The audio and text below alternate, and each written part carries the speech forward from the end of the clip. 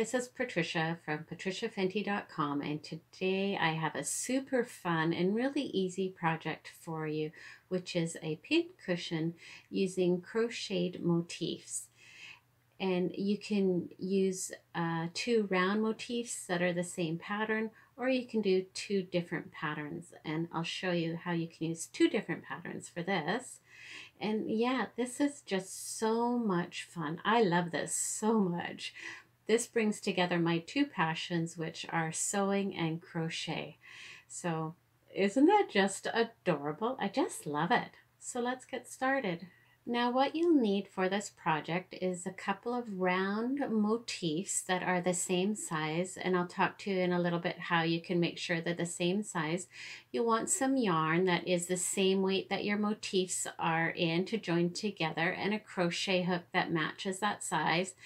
You'll need some scissors, and then we're going to make a little pillow inside, so you'll need a bit of fabric for that, just some plain cotton fabric. Oh, the darning needle for that over there, and some needle and thread, or you can use a sewing machine. If you have a sewing machine, you'll need some straight pins and a bit of filling. You can use anything you want for filling. I've got some quilting material here. You can use scrap yarn or scrap fabric, whatever you have to fill the pillow. So you'll need two round motifs, and you can choose any motif that you like. And if you want, you can use two that are the same or two different ones. The only thing is, if you're using two different ones, you want to make sure that your final round is the same number of stitches. So these two motifs are from some granny square tutorials that I have. This is the Denim Rose granny square pattern, and this is the Wild Rose granny square pattern, and I'll put these links for these below. And I also have this one, which is a Tea Rose pattern. So any granny square pattern that has a circular motif in the center, you can totally use that. You just make the pattern in this case up to row 5, and then I simply added one more row of single crochet all the way around.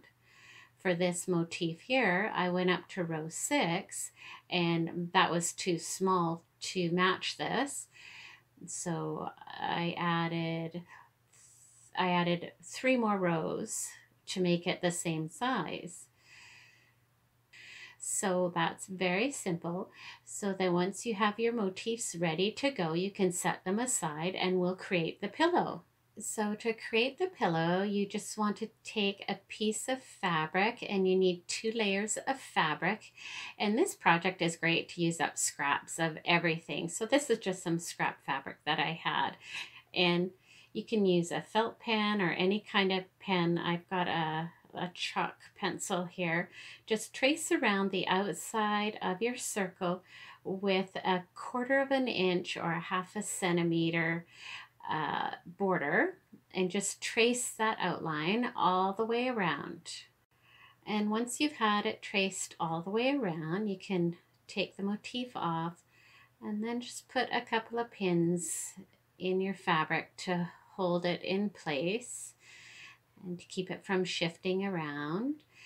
And then just go ahead and cut that circle out. All right, so sorry, my lighting here is a little bit off. I'm having problems with my camera, but anyways, once you have your circle cut out, then you can go ahead and stitch around the circumference with a 1/4 inch seam allowance, and leave an opening that's about 2 inches or 5 centimeters to put your stuffing in. So if you have a sewing machine, go ahead and do that.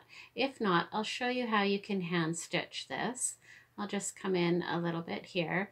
So you have your needle and thread. I've already threaded that on, and I like to use a double strand of thread. And then you can do it not any way you like, but what I like to do is just wet my little index finger there, wrap it around once, and roll that between my thumb and index finger and pull that up into a little knot, just like that. So we're going to do something called a back stitch. So starting from the back of your work, you can bring your needle in, coming up from in behind at about a 1/4 inch from your outside edge. And then you're going to go behind your thread, also about 1/4 of an inch with your needle, and then come out in front of that stitch about the same distance, about 1/4 of an inch or so.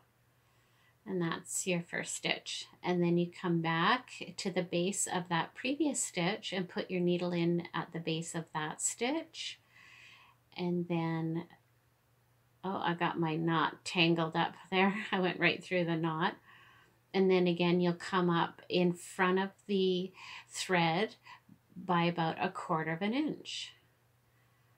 And then you come back and go into the base of that previous stitch and come up in front of the stitch by 1/4 of an inch. And that's called a back stitch. And you can do that all the way around, and you'll have to change your needle and thread a couple of times because this uses quite a bit of thread. So go ahead and hand stitch that all the way around, or machine stitch it, leaving your opening at about 2 inches or 5 centimeters. Now here I am at the end, and I've got quite a bit of a tail left, so I'm just going to leave that on. I'm not going to fasten off. If you're near the end, you can just knot it off and join on a new piece. So all you want to do then is just turn your pillow inside out. And of course, when you're doing this, you're sewing your right sides together. I didn't mention that in the beginning, but you're sewing right sides together. And you just sort of want to work the pocket out and sort of hand press it. And of course, these white stitches are showing because I used a light colored thread. And there we go. And just sort of shape it and finger press it around. And then you can take your stuffing. Now I'm using this batting out of a quilting batting. So I'm just going to sort of pull it apart and make it sort of like fluffy stuffing. And so I'm just sort of making it all sort of fluffy, puffy, cloudy like. And so then you can go ahead and stuff the pillow. And you want to stuff it so that it's probably about 1.5 inches or so thick. You don't want a really super plump or super hard pillow, and something like that. So go ahead and stuff your pillow. Great. So here it is all nicely stuffed, and that's about a good 1.5 inches. And again, you want to use a color thread that matches your fabric. I just used this so you could see, and you won't see it anyways because it'll be inside your crocheted motifs. So once you have your stuffing in there, if you have your thread attached, you can just carry on. If not, you can just attach your thread, just sort of bring it in from the side there. And so you want to fold your open edges in. And then we're going to stitch this closed with an invisible stitch. And I just checked the video and I realized I was totally off camera when I started this. So I've already done a couple of stitches of the invisible stitch. But essentially, once you have this folded together like this, you can do this invisible stitch. So again, you can join your thread in the back there, and then you just fold the 2 ends together like this, and you'll have your thread joined on at the beginning here, and then you'll come down into the fold on the other side and go through about 1/4 of an inch and bring the thread through. And then you go over to the other side opposite of that thread into the fold of the fabric, and again do a small stitch about 1/4 of an inch ahead, and you bring that through. And then you come over to the other side opposite your thread and go in under the fold and bring your needle forward about 1/4 of an inch. So go ahead and do that to close up your pouch. And then now we're at the end here, and we'll just do a little knot here. Just bring the thread through the loop a couple of times, pull that up snug, like that. And then you can just put the needle into the pillow and pull it out up in the middle of the pillow a bit and cut that off. There you go. And then you just sort of want to shape your filling and get it nice and even.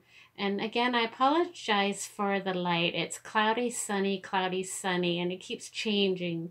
So now that you have your pillow done, we're going to crochet the motifs around it.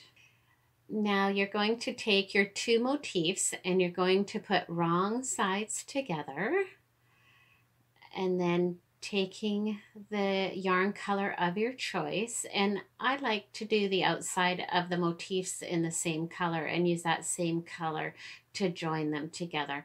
And again, I'm using a number 4 medium weight yarn here for this project, and I'm using up scrap yarns. So using whatever size crochet hook you used for your motifs, you're going to join on with a single crochet. So line up your stitches and going into the top loop of your front motif and the top loop of the back motif, will join on into those loops with a single crochet. So bring your yarn from behind, bring the yarn through, flip their tail over, yarn over, and pull through 2 loops. Then you'll go into the top loop of the next stitch and the top loop of the next stitch of the back motif, and bring your yarn through and do a single crochet. And then going into the next stitch and working into the top loop of each stitch, you'll do a single crochet. So you're just going to single crochet into the top loops of each stitch all the way around. And you're going to go about 2/3 of the way around, say to about there, and then we'll put the pillow in and we'll finish it up. So go ahead and do that. All right, so I have an opening just like that. So I'm just going to fit the little pillow in. And this is why it doesn't matter if you hand stitch it, because you're not going to see it once it's all crocheted in. And so fit that in nicely, and then you're just going to carry on doing your single crochet into the top loops of all the stitches all the way around. So I'll see you at the end. So I just have one more stitch here to do. And then you can join on into the top of that first single crochet and join with a slip stitch. And then just cut your tail and pull that through. And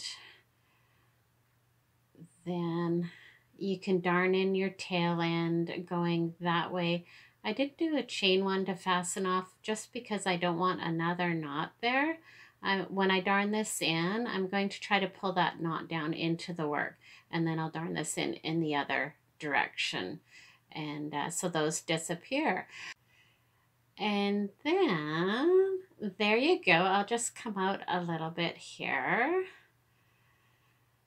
and you can see you'll have to fuss with your filling a bit and sort of shape it a bit and make it all nice and even.